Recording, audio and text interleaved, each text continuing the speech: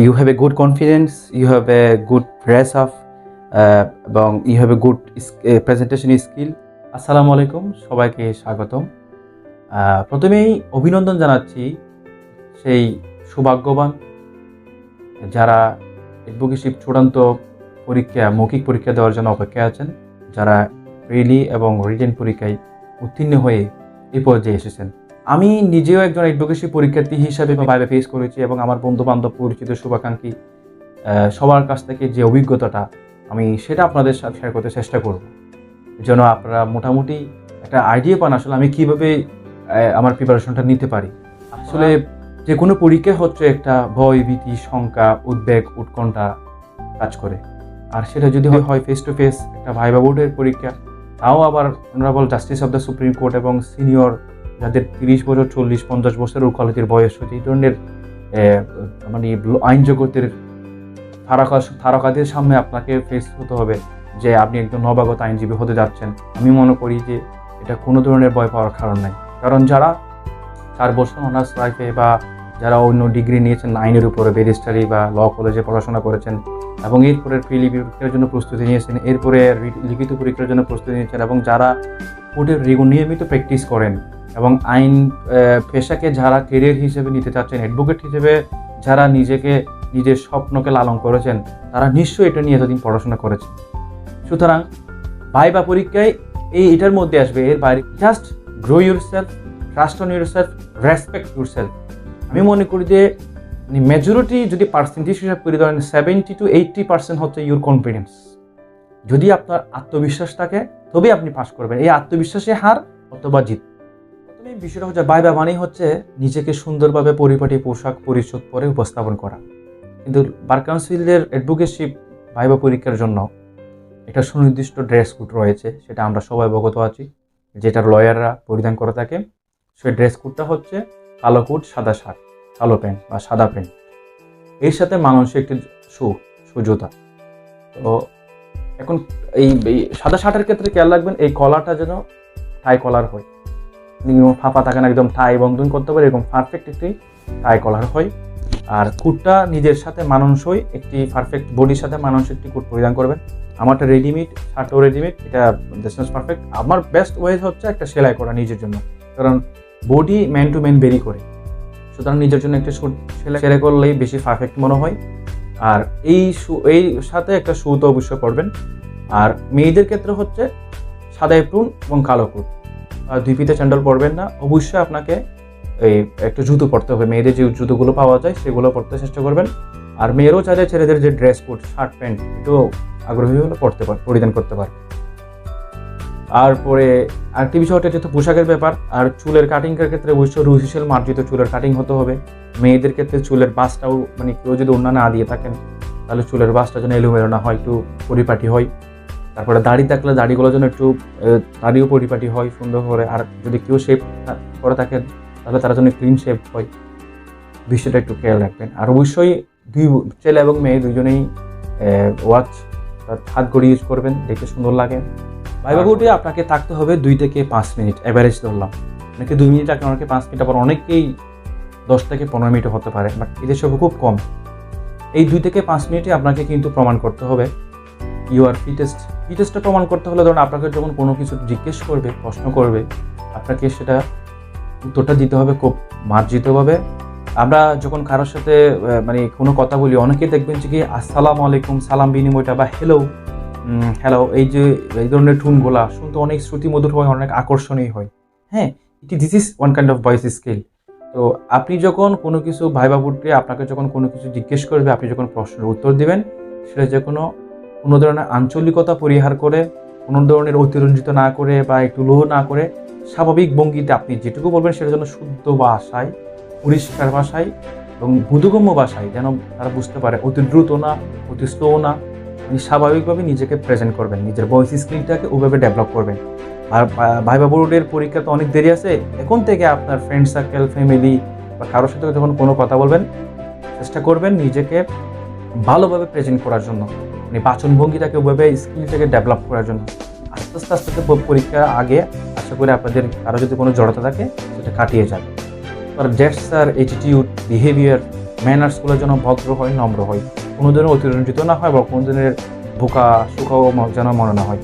Two be in smart presentation যেটাকে বলে, smart get up, smart attitude, smart gesture, smart behaviour, manners, মানে আপনি দরজাটা খুলে ঢোকা থেকে যাওয়া পর্যন্ত আপনার ইনসেন every second to be an smart, মানে আইডল পার্সন, রয়্যাল পার্সনের মতো লাগে আপনার। এভাবে নিজেকে বিল্ড আপ করতে চেষ্টা করতে হবে। ভাইবা বোর্ডে যাওয়ার সময় অবশ্যই আপনার অল একাডেমিক অরিজিনাল সার্টিফিকেট নিয়ে যেতে হবে।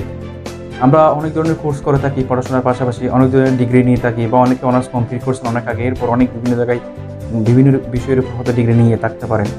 এগুলো কিচ্ছু আনার দরকার নাই, শুধুমাত্র আনবেন অল একাডেমিক যে বেসিক সার্টিফিকেটগুলো, এসএসসি, ইন্টার, আর আমরা যে বিষয়ের উপর ল ডিগ্রি নিয়েছি সেই ল ডিগ্রি সার্টিফিকেট। এর বাইরে আর অন্য কিছু আনাটাই হচ্ছে বোকামি। অবশ্যই এর সাথে থাকবে আপনার অ্যাডমিট কার্ড। এই অল একাডেমিক সার্টিফিকেটের সাথে অ্যাডমিট কার্ড সাথে আরেকটা বিষয় হাতে রাখতে হবে, সেটা হচ্ছে কেস ডায়েরি। আমরা সেকেন্ড ইন্টিমেশন দেওয়ার সময় যে 5টা সিভিল 5টা ক্রিমিনাল মামলার তালিকা দিয়েছিলাম, সেই মামলাগুলো আপনি যখন থেকে ইন্টিমেশন দিয়েছেন সিনিয়রের অধীনে, সেই তারিখ থেকে অদ্যাবধি এই মামলাগুলোর যে পরিণতিটা, অর্থাৎ ফলাফল, রেজাল্টটা কী হয়েছে, আপনি যেদিন থেকে চেম্বারে জয়েন দিয়েছিলেন সিনিয়রের চেম্বারে, সেদিন থেকে অদ্যাবধি আদালতের যে আদেশগুলো এসেছে সেই মামলাগুলোতে সেগুলো আপনাকে উল্লেখ করতে হবে। প্রশ্ন উত্তর আপনাকে honourable justice of the supreme court এবং বার কাউন্সিলের মেম্বাররা আপনাকে প্রশ্ন করবে, আপনি প্রশ্ন উত্তর দেবেন। এখন কী প্রশ্ন করবে? প্রশ্নটা আসলে এটার কোনো সিলেবাস নেই, যে কোনো জায়গা থেকে যে কোনো বিষয়ে আপনাকে প্রশ্ন করতে পারে। যেহেতু এটা অ্যাডভোকেসি পরীক্ষা, স্বাভাবিকভাবে ধরে নিতে হবে আইন থেকে কিছু প্রশ্ন করতে পারে। আইনের ক্ষেত্রে আমরা অ্যাডভোকেসি সিলেবাসে যে 7টি সাবজেক্ট রয়েছে, 7টি বিষয়, সেগুলো এতদিন উপর পরীক্ষা দিয়েছেন, এমসিকিউ লিখিত পরীক্ষা। আর ভাইবা বোর্ডে এই 7টার বাইরেও আপনাকে পড়তে হবে। বিশেষ করে আমাদের পবিত্র যে সংবিধানকে পুঙ্খানুপুঙ্খভাবে জানতে হবে। সংবিধানের ইতিহাস থেকে আপ টু ডেট বর্তমান পর্যন্ত সংবিধান সম্পর্কে ধারণা রাখতে হবে। আর স্পেশাল যে লগুলো রয়েছে আমাদের দেশের কোর্টে, যে নারী শিশু নির্যাতন দমন আইন, এটা বিভিন্ন সময় অ্যামেন্ডমেন্ট হয়েছে।